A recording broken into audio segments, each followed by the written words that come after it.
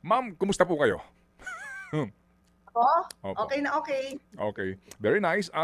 Dito po ngayon, ma'am, sa biyahe po muna ni Presidente, meron na ho ba siyang contingent? Buo na ba yung kanyang entourage, kumbaga po, na makakasama sa kanya pong biyahe? It's July 22nd po, ma'am. Yes, may mga makakasama po siya pero di ko lang po alam kung may authority ako to give details on that. Mas maganda po siguro yung DFA po yung tanongin natin patungkol po sa biyahe. Opo, opo. But definitely, ma'am, dito po kasama ang ating mga ang trade secretary, no? Itong mga punong abala dito po sa usapin ng tarif. Yes po. Yes po. Ayun, kinonfirm nga ni Auntie Claire na buo na daw ang entourage ni BBM papuntang Amerika. Sinabi na din ni BBM sa ibang interview niya na mamimit niya daw ang USA President Trump. Paano yan? Ngayon nadadawit sa malaking iskandalo ang First Family kaugnay sa kumakalat online na pagkamatay daw ng isang official entourage ng First Lady na si Paulo Tantuco. Paano kaya sasagutin ni BBM ang international media about sa skandalong to? Kung dito nga ang sagot lang nila, paninira lang daw, puro fake news lang daw, kahit kalat online na dinadawit ang First Lady sa nangyaring pagkamatay ni Tantoco. Sa biyahe po ngayon ni Presidente Marcos sa Amerika, kasama po muli ang unang ginang? Hindi po. Ayun lang. Ayun pala ang solusyon. Buo na ang entourage ni BBM para sa state visit niya sa USA. Imimit pa niya dyan si Trump. Ang mga ganyang state visit, kasama talaga lagi sa ganyan ang First Lady. Pero confirm ni Auntie Claire na hindi kasama ang First Lady Lisa. Iiwanan to. Sabi ni Auntie Claire, hindi apektado ang Malacanang sa isyo kasi alam nila ang totoo at fake news lang daw. Pero dahil sa namatay si Tantoco sa Amerika at kumakalat na yan sa online na ang dahilan ng pagkamatay nito is cocaine overdose. Kaya iiwanan na lang nila ang First Lady dito. Sa lahat ng US trip ni President BBM, sa lahat ng lakad nito papuntang Amerika, laging kasama ang First Lady dyan. Except ngayon lang. Hindi daw apektado ang Malacanang Ilang beses nang pumunta sa US o yung nagkaroon ng trip ang Pangulo dyan sa Amerika. Lahat yan kasama ang First Lady. Nagkataon lang ba to na ngayon hindi ito isasama?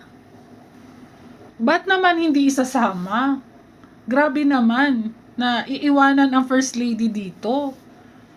Sumayaw-sayaw lang naman siya ng last visit niya sa Amerika. Sumayaw-sayaw lang naman siya. Yung unang ginang, pasayaw-sayaw lang naman yun. Nung time na yun Yun nga lang, may namatay. Tapos, dinadawit pa siya dito. Lagot na. Lagot na talaga. Hindi nga nila masagot ang tanong dito sa atin. Lahat paninira lang daw, fake news lang daw. Malamang madaming magtatanong yan kasi official travel yan ng First Lady noon. Tax ng taong bayan ang ginagamit nila niyan. At may namatay during official visit na yan at sinasabing entourage pa, tapos ngayon dinideny ng Malacanang na hindi daw kasama sa entourage. Pero yung kumakalat nga na medical report at police report na kasama ang First Lady nga during that time na namatayan. Ngayon, ang saklap lang para kay BBM, may state visit siya sa Amerika tapos may ini-issue sa wife niya na ganito. Masaya na nga ito na tumaas ang rating nung last June Ang aabangan natin, ano kaya ang magiging rating nito ng July? At ngayong July talaga pumutok yung issue na pagkamatay ni Tantoco at dinadawit talaga ang First Lady dyan.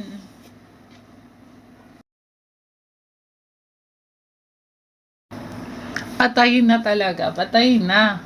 ano na, hindi apektado ang Malacanang pero iiwanan ang First Lady. Grabe.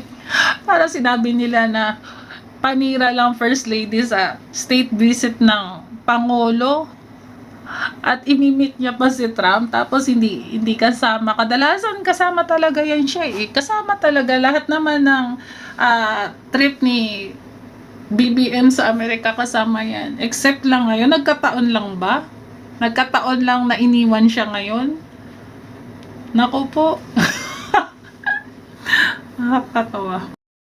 O meron ho bang nangyayari o mangyayaring balasahan in the light din po of the news report na yun daw pong mga quote-unquote political appointees ay pinagbibitiw? Opo, meron po. Kasama po tayo dyan. At maggagawa po tayo at magbibigay na po tayo ng courtesy resignation. Nako, kawawa tong si Auntie Claire. Kasama sa matatanggal. Ginawa siyang attack dog na halos ma-stress to kay BP Sara. Na galit to kay BP Sara. Pero, anong nangyari? Ginawa siyang sinungaling. Naging loyal sa administrasyon. Ang hirap pa naman na ipagtanggol tong administrasyon na to eh. Na halos naging mainitin ang ulo niya. Maipagtanggol lang ang administrasyon ni BBM. Yung stress level niyan tumaas na, pero in the end, kasama siya sa matatanggal. Siya din naman kasi naging mayabang. Kahit boss niya, tinalo niya. Sobrang yabang din naman kasi niya eh. Yan tuloy. Ganun, parang hinihiwalay mo yung sarili mo dun sa kay Secretary Ruiz. Hindi ba under ka kay Secretary Ruiz? Isang opisina kayo? May separate kasi ako na hindi siya office na separate as in. Pero yung mga pagdidesisyon kasi ng PCO ni Secretary J, hindi kasi ako kasama dun. Kasali, kasi Yusek ka naman. Hindi yun yung parte ng mandato ko eh. Okay. So ikaw, hiwalay talaga yung, hindi ka kasama ni J. Ruiz dyan, no? Hiwalay yung appointment mo. But do you also report to Secretary J. Ruiz o sa iba ka nagre-report? Ayun, ang sabi niya, may sarili daw siyang office. At hindi daw niya mandato na mag-report kay Secretary J. Ruiz kahit undersecretary siya nito.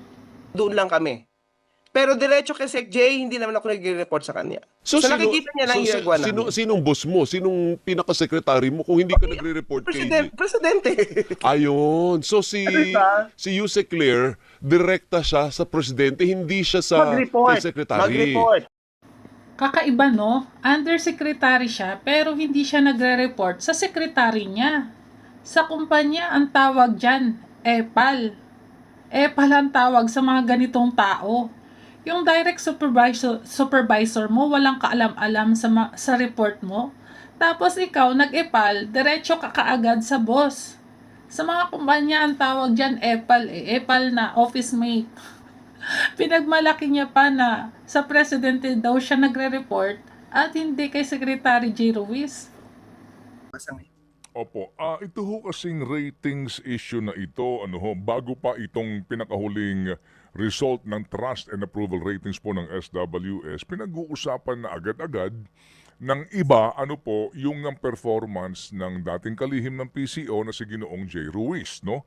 Sa usapin nga ng ano ba magiging bunga nito, tataas ba ang ratings ng presidente na maaari daw maging basihan nga sa kanya pong pananatili sa pwesto.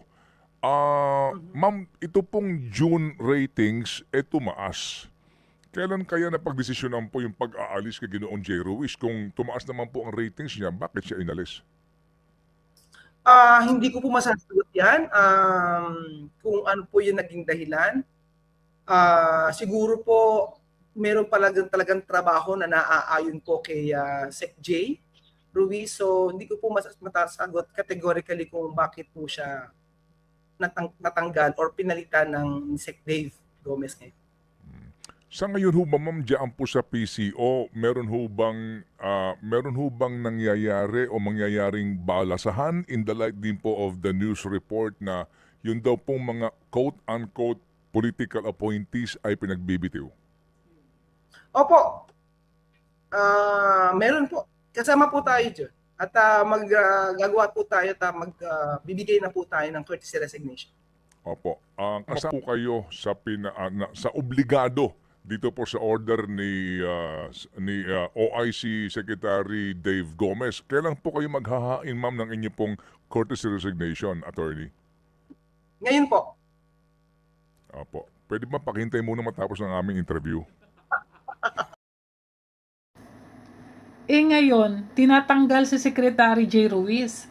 Kala ko may immunity si Auntie Claire. Kasi close sila ng big boss, ng presidente. Ang saklap lang, kasama siya sa tatanggalin din. Kaya nag-courtesy resign na lang. Thank you very much. Si Yusek Claire Castro, press officer. Ano yung paglalatag ng katanungan? Pwede ho ba, ano ba sa, anong salita na pwede? Oo, Yung pwede medyo magamit. Opo. Oo. Ayun, mas malumanay. Oo. Oo, Tama kumbaga naman. itong bago kasi bago to ang may dala sa kanya si J. Ruiz di ba? Opo, ito bago. Ang alam ko lang itong bago may dalang tagapagsinungaling. Hoy! Sorry po. Ayun, bumanat na kaagad si Ted Filon. Dahil ligwak na si Auntie Claire. Sino kaya ang bagong tagapagsinungaling ng Malacanang? Yan ang abangan natin.